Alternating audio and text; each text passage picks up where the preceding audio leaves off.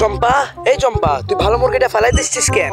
চম্পা, কি জন্য মুরগিটা ফেলাইলি বল না। আরে ককটেল ভাই, কি বলবো, দুঃখের কথা, সব মুরগি মরে যাচ্ছে। চম্পা, তুই আমার ভালো উপকার করলি। আমার বাড়িতে একটা মুরগি আছে, যাই আমি রাইন্দা খাই আনি, না হলে সেও মারা যাবে। আচ্ছা চম্পা, আমি যাই।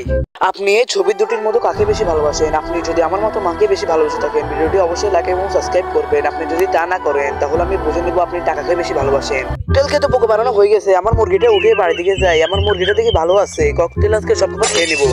আরে মুরগি, তোরে কত ভালোবাসতাম, আজকে তোরে খাওয়া লাগবে। এ চম্পা, তুই এত তাড়াতাড়ি কোথায় যাচ্ছিস? আরে চম্পা, ককটেলের বাড়িতে দাওয়াত আছে, আমার একটু নিয়ে যেতে পারতি। যা, তুই একা একা খাচ্ছিস না, তোর ফ্যাট ফুলবে এবারে। আজকে মুরগিটা সুন্দরভাবে রাইন্দা খামো। ওয়াহ, কি সুন্দর গ্যারান আইতেছে। যা, রান্না তো সব শেষ হয়ে গেছে। আর এবার ইঁদুর মারা মশলাটা একটু দিয়ে দিই। ওফ, কি জোস লাগতেছে। এই তো আমার খাবার প্রায় কমপ্লিট। ও বিটকেল ভাই, তোমার কি মুরগি রান্না হয়ে গেছে? এই তো চম্পা, কেবল রাঁধতে উঠলাম, খায়া দেখ রান্না হয়েছে নাকি। ঠিক আছে ককটেল ভাই, শুরু করলাম আমি। কি গন্ধ।